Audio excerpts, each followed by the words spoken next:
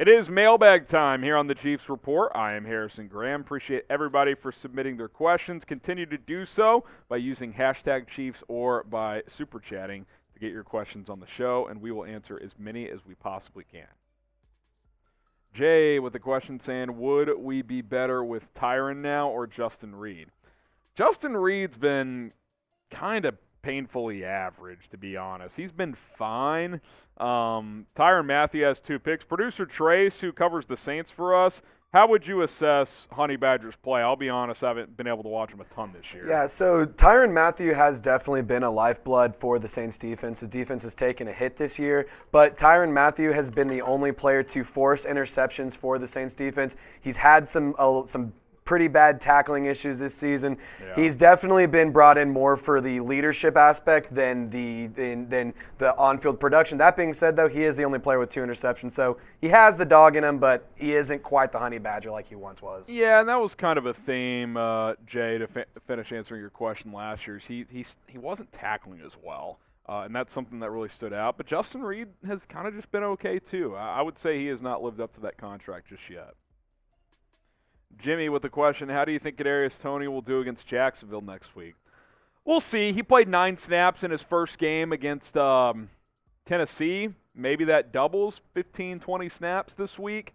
Get to see something out of Kadarius Toney. One thing I was not surprised, but I thought we might see is him getting a chance to return punts. Maybe he gets to work in there. These are the numbers from him against the Titans. Like I said, 2 catches on 2 targets, 12 yards on 9 snaps. So obviously, he was not heavily involved in the game plan for Kansas City. But as he gets more and more comfortable, I think he'll get a little bit more involved. I don't know if he'll ever be like a full-throttle guy this year, though. I mean, they're so deep at receiver, and with the way Hardman's been playing as of late, Toney, they can afford to be patient with him and not force the issue, because this trade was not just about this year, but 2023 and beyond. You have him under team control for a few years now. RJ says, what is some needs for Kansas City next offseason? I think you need pass rushers. We'll see what happens with Frank Clark. I don't know if his future is in Kansas City. I like George Karlaftis, but I don't think he's a number 1 edge rusher at this point by any means. So I think you're going to need edge rushers. It's not a major need because it's not a massive position of importance, but I do wonder if upgrading running back could be in the cards. I mean, that is a weakness on the offense. The running back position is, early in the year I thought the rotation was working pretty well, but the last few weeks it's been pretty underwhelming. So keep an eye on that position as well. Bill Chase, hey Harrison, have you heard that Jeff Saturday got his first coaching job? Oh, I've heard. I was in shock when the Colts named Jeff Saturday their head coach. That would be like when Patrick Mahomes retired and had a consulting title with the Chiefs, because he'll always be involved with the Chiefs when he's done, barring something strange happening over the next decade.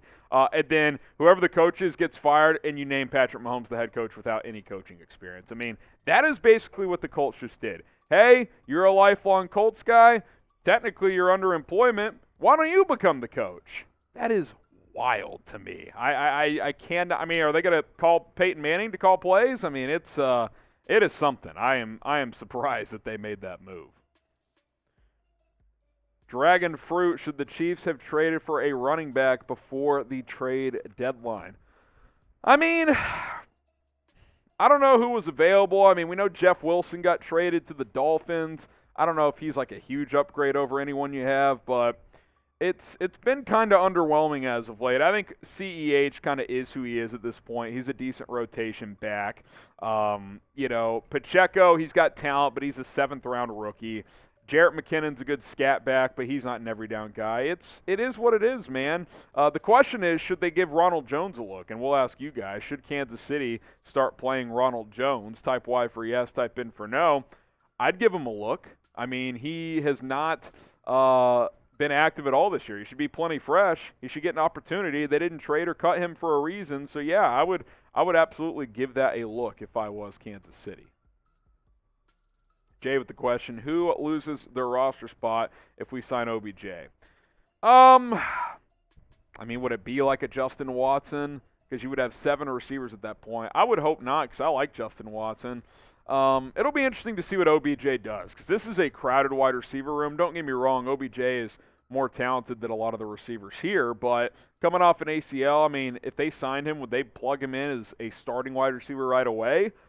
I don't think so. Actually, I don't think that would be the case. So we'll see if the Chiefs end up being a destination for him. I'm certainly still interested in him, but this is a crowded room. There's places OBJ could go and get legit playing time right away and more of a bigger role than he could here in Kansas City.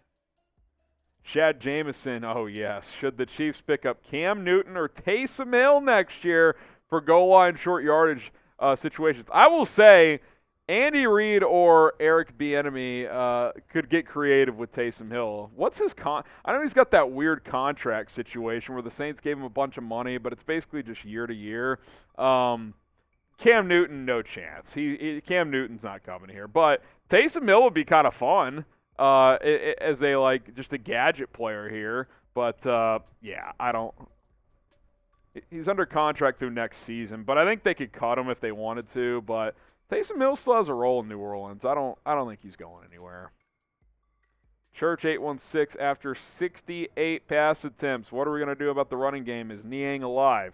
Well, Lucas Niang started to practice last week. We'll see if they can ramp him up and get him activated. I do think if he's healthy and full throttle, he's a guy I would give a look. I'll tell you one thing that we're probably not talking about enough. Orlando Brown has kind of been painfully average. I mean, I'm kind of over Orlando Brown. Now, I'm not saying I want to bench him or anything, but it's going to be a real discussion this offseason, I think, what ends up happening there. I think tagging him a second time is a real possibility.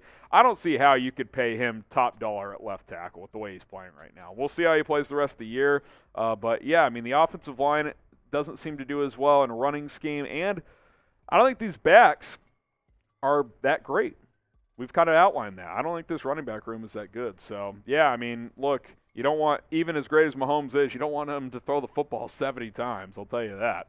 Shout out to BetUS for sponsoring today's show, the best sportsbook partner in the game. We've got your game is their motto. Chatsports.com/ChiefsBet. That is the link to create an account today. Then use the promo code to get a 125% deposit bonus. And with Black Friday almost here, we're bringing back our jersey giveaway deal. That is from us, not from BetUS. So follow these steps. Go to chatsports.com/ChiefsBet to create an account. Use the promo code Chiefs125. You got to sign up and deposit at least $100. Then you'll get $125 for free with that promo code Chiefs125. That's where the deposit bonus comes in. Make a bet of any kind, $5 bet on the Chiefs, $5 bet on an NBA game, a prop bet, doesn't matter. A bet of at least $5. And then email us, jersey@chatsports.com. We've got Travis Kelce jerseys in stock, Patrick Mahomes as well, and Travis Kelce, I should mention.